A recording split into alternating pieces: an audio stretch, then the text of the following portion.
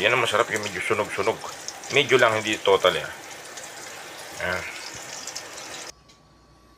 At ayun na nga po ang longganisa. Simulan na natin iprito ang hamon. Ayun na nga po.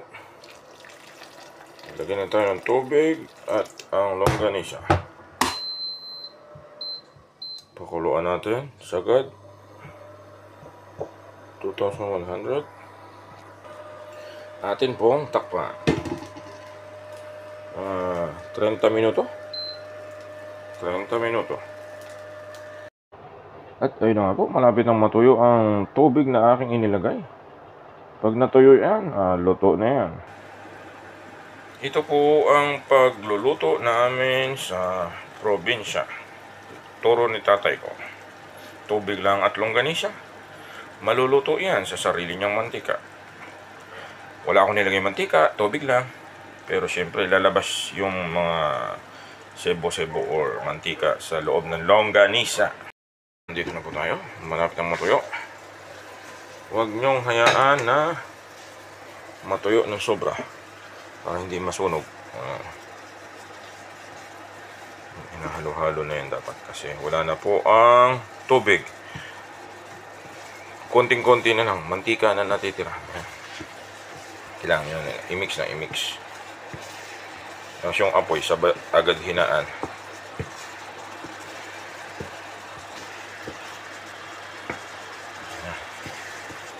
Lapit ng masunog. Lapit ng maluto. Pwede nang hinaan ang apoy pang hindi masunog. Yan ho. Hinaan na.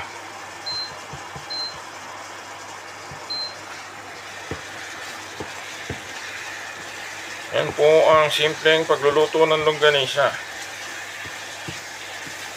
Hindi mo na kailangan iprito dahil mantika ay lalabas sa nilagang longganisa kung iyong tutuyuin.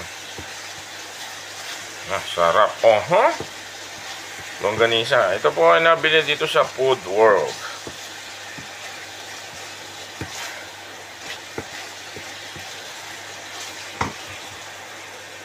Pero iba pa rin yung longganisang kalumpit.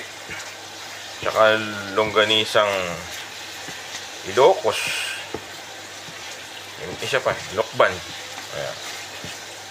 Siyempre, wala tayo sa Pinas kaya bili-bili din ng longganisa. Pero ito, Pilipino gumawa nito. Filipino longganisa. Pinoy longganisa. Ayan. Yan po ang tamang hindi pala tama. Ito po yung isa sa paraan ng pagluluto ng longganisa. Huwag niyong pipirituhin kasi hindi maluluto ang loob niyan. Ilaga nyo hanggang sa madry ang sabaw or ang tubig. Luto na ho.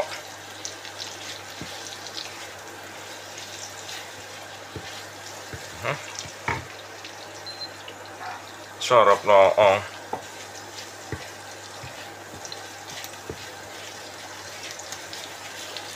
Sunod na natin ang ito naman sa RH naman binili ito. Sa RH ham.